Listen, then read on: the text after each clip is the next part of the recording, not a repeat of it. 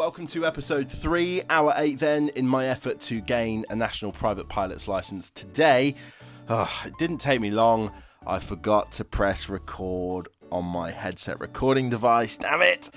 So this is a really short video. Hopefully I've still got your attention. I'm going to debrief my touch and go practice. So today was absolutely perfect weather for practicing crosswind takeoffs and landings. The wind is from the south, about 7 knots. So that's left to right as we look at the runway, and let's get straight into it. So for the first landing then, this one is a glide approach. The first stage of flap is already in, and I'm aiming to keep the same visual point of the runway at the same point in my eye line.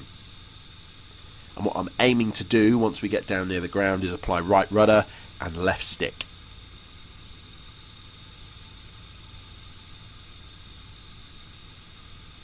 So we do round out, hold off, and keep that left stick in.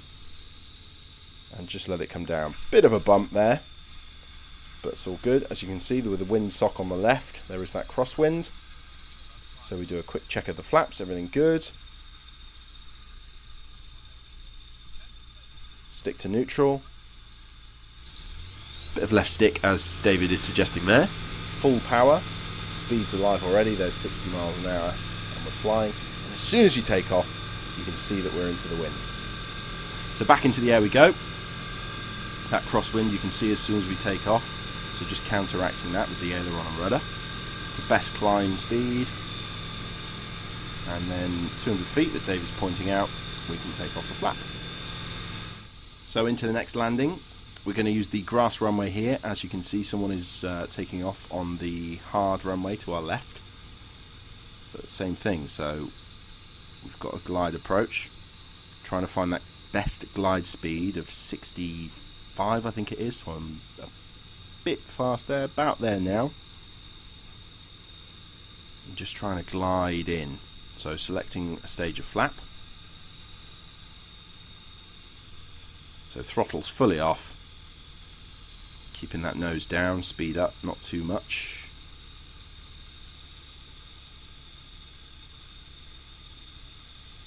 Just down, down, down, round out. Straighten up a little bit with some rudder. Just hold off there. And then we apply full power for the touch and go. Bit of crosswind, aileron, and take off.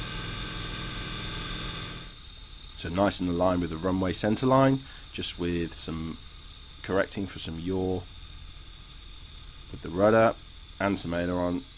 Just holding off, relax that stick into neutral position, trim's okay, flaps are okay,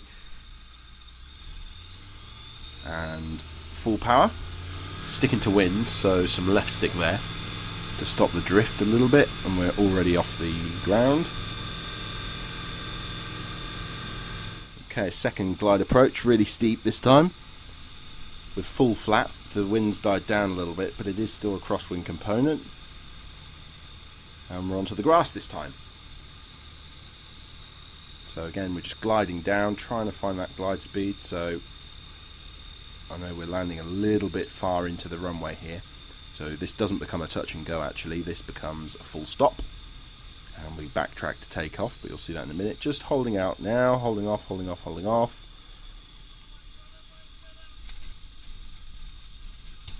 Bit bouncy on that front wheel, and we're just braking as well into a backtrack.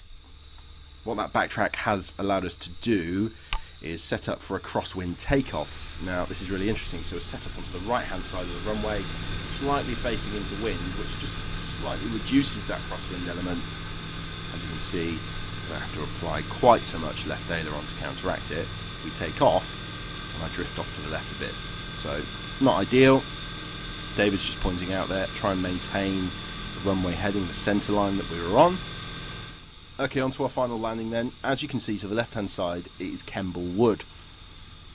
And the wind is from that direction, so we're getting some turbulence in a minute, which you'll see. It's quite bumpy off the trees. And David purposely wanted, there it is, David purposely wanted me to feel that as I'm doing the wing down approach. really having to work the controls, and this is exactly why David wanted me to set up in this position. So a low, shallow approach, which was powered all the way in, and you can see how much more I'm having to move the aileron,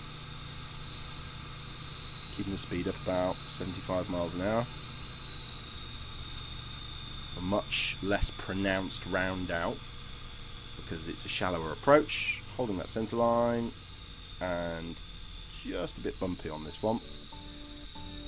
There we go. Hopefully you found that short debrief video of some Crosswind touch and goes useful. Again, I learnt loads here. I'm fairly happy with some of the progress made today actually. But next time, on to steep turns, so make sure you subscribe to see the video, click the notification bell so it comes up in your timeline, smash the thumbs up button as well, and let me know what you think. Obviously it's a slightly different video today, so if it was any use to you, just comment below. That'd be amazing. I really appreciate that. I will not forget to record the audio next time. I'm going to add it to my checklist now. So thanks for watching, and I'll catch you in a bit.